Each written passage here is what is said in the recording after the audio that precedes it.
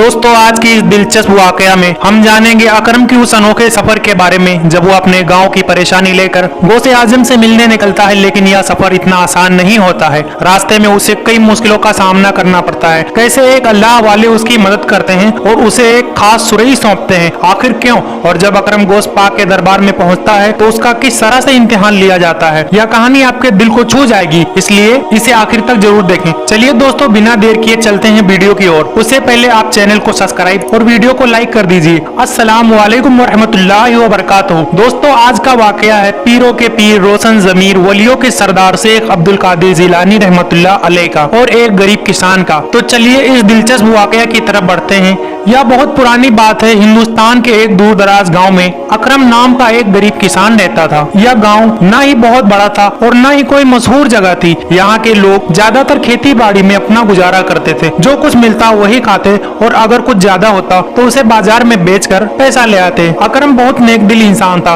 वह 5 वक्त का नमाजी था। अल्लाह ताला की खूब इबादत करता था। हर रमजान में पूरे रोजे रखता था और अपने बेटों को भी सिखाता था।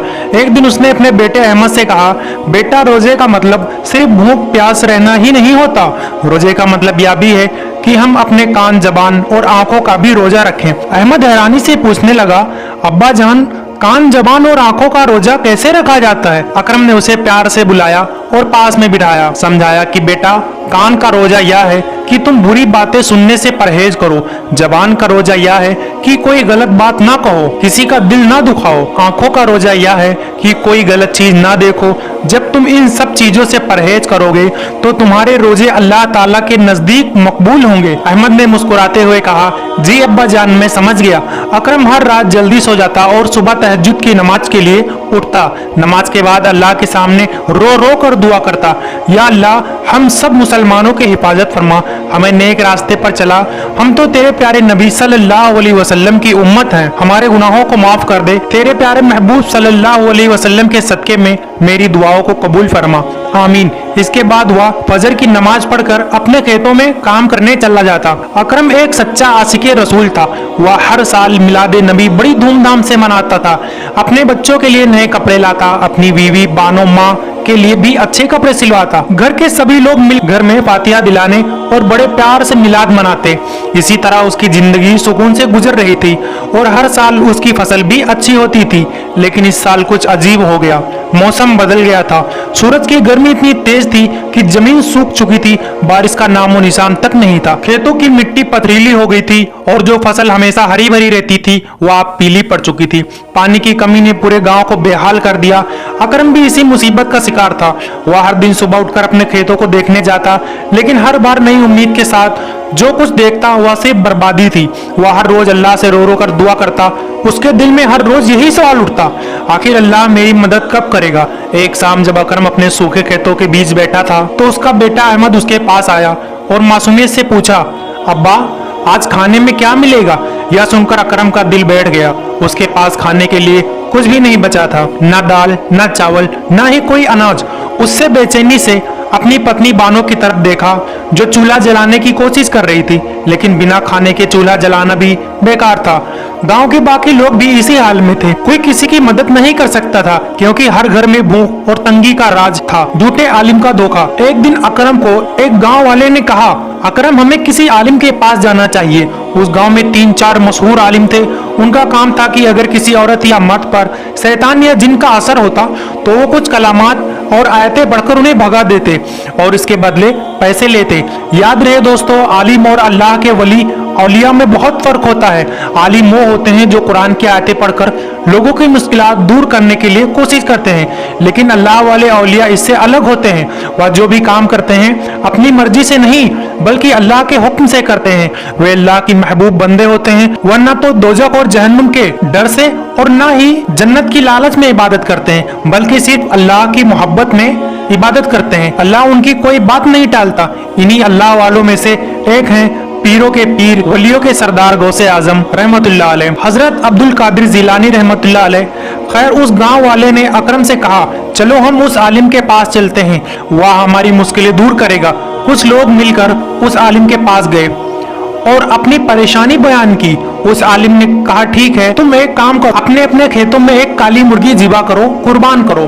फिर उसने एक बड़ा तावीज दिया और कहा इसे अपने खेत में ले जाकर किसी पेड़ में बांध दो, इंशाअल्लाह तुम्हारी मुश्किल दूर हो जाएगी। उस आलिम ने इन बेचारों से कुछ पैसे लिए। जैसा कि उस आलिम ने कहा था, गांव वालों ने बिल्कुल वैसा ही किया। अपने अपने घर जाकर वह फजर की नमाज पढ़ने के बाद अपने खेतों में वह ताबीज बांध दिया। फिर अकरम सुबह फजर की नमाज पढ़कर अपने खेतों में गया तो देखा वहां कुछ भी नहीं बदला, ना बारिश हुई ना आसमान गरजा। अकरम रोज की तरह मायूस हो गया। वो कई आलिमों के पास गया लेकिन कुछ नहीं हुआ। अकरम अब हर जगह भटक रहा था। अकरम अब बेजार हो चुका था। जब भी वह परेशान होता अपने खेतों की तरफ चला जाता, एक बड़े से पेड़ के नीचे बैठ जाता। उस दिन भी जब वह शांत बैठा था तो उसे अचानक नींद आ गई और उसे ख्वाब ने अपने बेटे को देखा। अहमद की आवाज सुनाई दी, बाबा जान मुझे भूख लगी है, क्या आज भी सिर्फ पानी पीकर सोना पड़ेगा? अकरम घबरा कर उठ गया। उसने देखा कि आसपास कोई नहीं था, यह सिर्फ एक सपना था। अकरम ने सर उठाया, ऊपर देखा तो उसे वह एक बड़ा पेड़ नजर आया जिसे उसने बचपन में लगाया था। यह अब काफी बड़ा हो चुका था लेकिन पानी की कमी की वजह से यह सूख रहा था।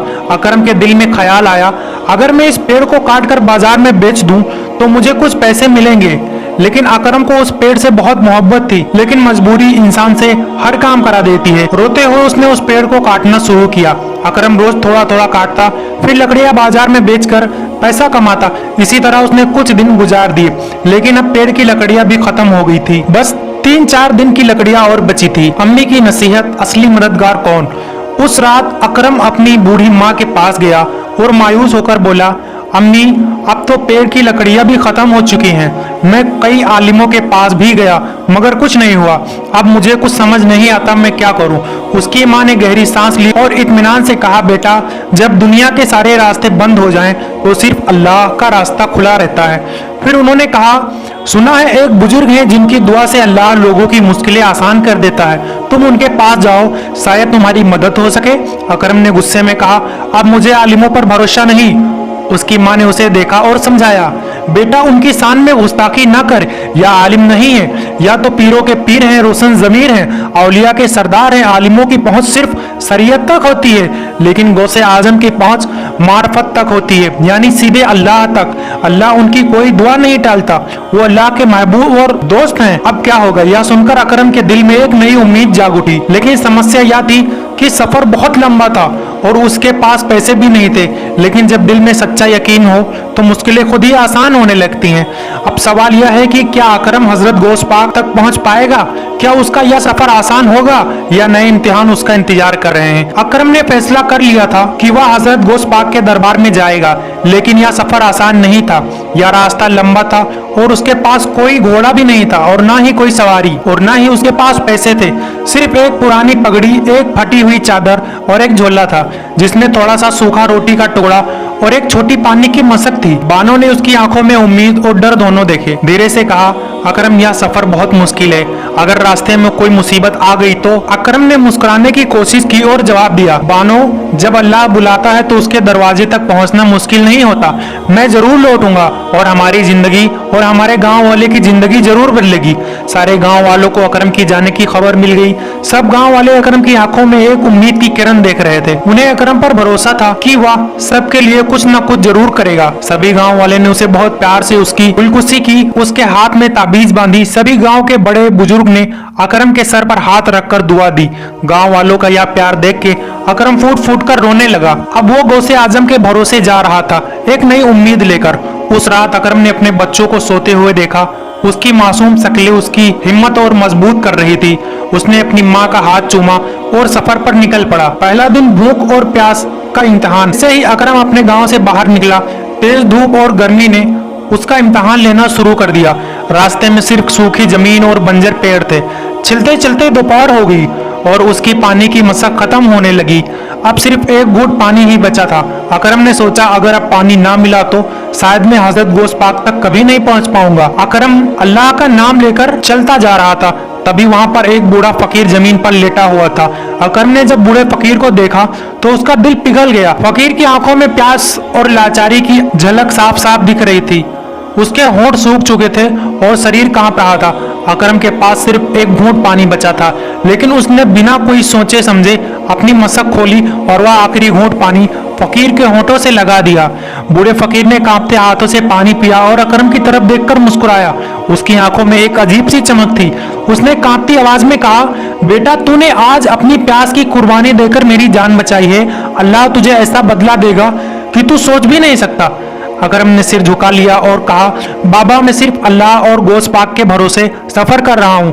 पानी तो फिर मिल जाएगा, लेकिन अगर किसी की जान बचाने का मौका मिले और मैं चूक जाऊं तो इससे बड़ी कोई सजा नहीं होती। फकीर की आंखों में आंसू आ गए। उसने अपने झोले से एक मिट्टी की छोटी सुराही निकाली और अकरम के हाथ में देते हुए कहा, या ले, जब भी तुझे पानी की जरूरत हो इस सुराही से पानी निकाल लेना। यह खाली नहीं होगी जब तक तेरा सफर नहीं पूरा होगा। अकरम ने हैरानी से सुराही ली और जब उसने उसमें झांका तो वह ताजे और ठंडे पानी से भरी हुई थी। वह हैरान रह गया। थोड़ी देर पहले उसके पास एक घूंट पानी तक नहीं था और अब अल्लाह ने उसे भरपूर पानी दे दिया था। अकरम ने जैसे ही सिर उठाया, फकीर वहां से गायब हो गया। अकरम ने चारों तरफ देखा, फकीर का कोई नामो निशान नहीं था। यह देखकर अकरम के रोंगटे खड़े हो गए। वह समझ गया कि यह तो कोई आम इंसान नहीं है, बल्कि अल्लाह का भेजा हुआ वली या कोई फरिश्ता है उसके इम्तहान लेने के लिए। अकरम ने सुराही को सीने से लगाया और आंखों में आंसू लिए अपने सफर की तरफ बढ़ गया। अब उसे पूरा यकीन हो चुका था कि गोश्त पाक तक पहुंचने का यह सफर अल्लाह की रहमत से पूरा होगा। अब यह अकरम का दूसरा दिन लग गया था। अकरम अगले दिन फिर से सफर पर निकला। शाम होते होते वह बहुत थक चुका था। वह एक पुराने दरख्त के नीचे बैठ गया और सोचा कि कुछ देर आराम कर ले। तभी एक शानदार लिबास में एक शख्स उसके पास आया और बोला, ए मुसाफिर, तुम बहुत परेशान लग रहे हो। मैं एक अमीर आदमी हूँ। मेरे पास बहुत सारा पैसा और खजाना और खाना है और सोना भी है। अगर तुम चाहो तो मेरे साथ चलो, मैं तुम्हें हर वो चीज दूंगा जो तुम चाहते हो। अकरम कुछ पल के लिए सोच में पड़ गया, लेकिन फिर उसे अपनी माँ की वह बात याद आई, जब दुनिया के सारे रास्ते बंद हो जाएं तो सिर्फ अल्लाह का रास्ता खुला रहता है। उसने उस आदमी की आंखों में देखा और कहा, मैं दुनिया की दौलत के लिए नहीं बल्कि हजरत गोश्त पाक की दुआ के लिए निकला हूँ। इतना कहते ही वह शख्स अचानक गायब हो गया। वह समझ गया कि यह शैतान का धोखा था जो उसे रास्ते से भटकाने आया था। उसने अल्लाह का शुक्र अदा किया और आगे बढ़ गया। तीसरा दिन हजरत गोश्त पाक का दरबार और अकरम का इम्तिहान। 3 दिन की लंबे और कठिन सफर के बाद अकरम आखिरकार हजरत गोश्त पाक रहमतुल्लाह अलैह के शहर पहुंचा। जैसे ही उसने शहर में कदम रखा, उसे अजीब सा सुकून महसूस हुआ। चारों तरफ लोग हजरत गोश्त पाक से मिलने के लिए भीड़ उमड़ रहे थे। कोई उनके दीदार के लिए आया था, कोई दुआओं का तलबगार था, तो कोई सिर्फ उनकी एक झलक पाने। वह भीड़ में रास्ता बनाते हुए गोश्त पाक के दरबार की तरफ बढ़ा, लेकिन जैसे ही वह वहां पहुंचा, दरबार के बाहर खड़े कुछ मुरीदों ने उसे रोक लिया। तुम कौन हो और यहाँ क्यों आए हो? एक मुरीद ने गंभीर लहजे में पूछा। अकरम ने सिर झुकाकर अदब से जवाब दिया, मैं एक गरीब गांव से आया हूँ। मेरे गांव वाले तकलीफ में हैं और मैं चाहता हूँ कि गोश्त पाक हमारी मदद करें। मैं उनके दीदार के लिए लंबा सफर तय करके आया हूँ। मुरीदों ने एक दूसरे की तरफ देखा और फिर एक बुजुर्ग मुरीद ने कहा, गोश्त पाक से मिलना आसान नहीं। उनके दरबार में आने वाले हर शख्स का इम्तिहान लिया जाता है। क्या तुम तैयार हो? अकरम ने बिना झिझक के कहा, अगर मेरा दिल साफ है और नियत नेक है तो मैं हर इम्तिहान के लिए तैयार हूँ। गोश्त पाक का पहला इम्तिहान। मुरीदों में से एक ने अकरम से कहा, अंदर जाने से पहले तुम्हें एक गरीब आदमी की मदद करनी होगी। देखो, वह सामने बैठा भूखा व्यक्ति तुम्हारी तरफ देख रहा है। उसके पास खाने को कुछ नहीं। अगर तुम्हारे पास कुछ है तो उसे दे दो। अकरम ने झट से अपनी झोली टटोली और उसके पास सिर्फ एक रोटी का टुकड़ा बचा था जो उसने सफर के लिए बचा रखा था। उसने बिना कुछ सोचे हुआ टुकड़ा उस गरीब को दे दिया। मुरीद ने यह देखा और मुस्कुराया, लेकिन कुछ बोले नहीं। दूसरा इम्तिहान। अभी अकरम ने राहत की सांस भी नहीं ली थी कि एक और शख्स आया। यह एक अमीर आदमी था जिसकी पोशाक साफ सुथरी और महंगी थी। उसने अकरम से कहा, मुझे सफर में बहुत प्यास लगी है, क्या तुम्हारे पास पानी है? अकरम को तुरंत अपनी सुराही याद आई जो बूढ़े फकीर ने उसे दी थी। वह जानता था कि अगर यह पानी खत्म हो गया, लेकिन बिना सोचे समझे उसने सुराही उठाई और उस अमीर आदमी को पानी दे दिया। अमीर आदमी ने पानी पिया और अचानक मुस्कुराने लगा। उसकी आंखों में चमक थी। उसने अकरम के कंधे पर हाथ रखा और कहा, तूने अपनी जरूरत से ज्यादा दूसरों की जरूरत को अहमियत दी। यही असली इम्तिहान था। अचानक वह अमीर आदमी बदलने लगा। उसकी शक्ल रोशन हो गई, चेहरे पर नूर आ गया और उसकी आंखों से गहरी रहमत बरसने लगी। यह देखकर अकरम के पैरों तले जमीन खिसक गई। वह घुटनों के बल गिर पड़ा और आंखों से आंसू बहने लगे। या अल्लाह, या तो खुद हजरत गौस पाक रहमतुल्लाह अलैह हैं। गौस पाक मुस्कुराते हुए अकरम को उठाया और फरमाया, बेटा तुम्हारा सफर और तुम्हारी नियत दोनों पाक थी, इसीलिए अल्लाह ने तुम्हारी हर मुश्किल आसान कर दी। जाओ, तुम्हारे गांव की तकलीफ दूर हो जाएगी, अल्लाह की रहमत तुम्हारे साथ है। यह कहकर गौस पाक ने अपने पास से एक छोटी सी शीशे की बोतल निकाली जिसमें पानी था। उस पानी से हल्की सी महक आ रही थी, जैसे किसी जन्नती चीज की खुशबू हो।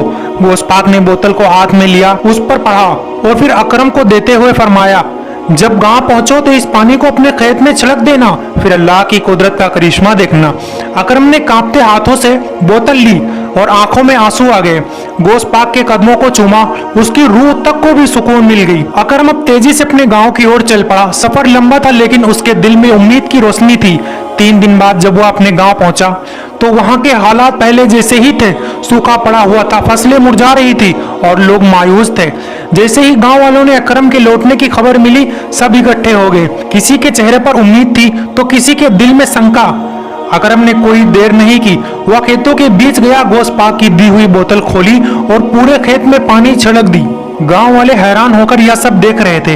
अचानक ही ठंडी हवा चलने लगी, सूरज की जलन कम हो गई और आसमान पर घने बादल छा गए। देखते ही देखते बादलों की गड़गड़ाहट सुनाई देने लगी और फिर मूसलाधार बारिश शुरू हो गई। जमीन जो महीनों से सूखी थी अब अल्लाह की रहमत से भीगने लगी। खेतों की मुरझाई हुई फसलें जैसे दोबारा जिंदा हो गई। गांव वाले यह नजारा देखकर दंग रह गए। यह जमीन की जो सूखी पड़ी थी अब यह पानी से पूरी तरह से भरने लगी थी। कोई दौड़कर अकरम के पास आया और सवाल करने लगा, यह क्या हुआ, यह कैसे मुमकिन है? अकरम की आंखों में जो आंसू थे वह सिर्फ खुशी के नहीं थे बल्कि उसमें एहसास और शुक्र का सैलाब भी था। गांव के बुजुर्गों ने उसके सिर पर हाथ रखा और कहा, बेटा तू सिर्फ हमारा बेटा नहीं रहा, तू हमारे गांव की इज्जत बन गया। यह है कि गांव की औरतें भी इस करिश्मे को देख रही थी, वह भी दुआओं में लग गई। बच्चे बारिश में खेल रहे थे और हर किसी के चेहरे पर खुशी की चमक थी। गांव कभी मायूस और तंगी में जी रहा था, आज रौनक और रहमत उतर आई थी।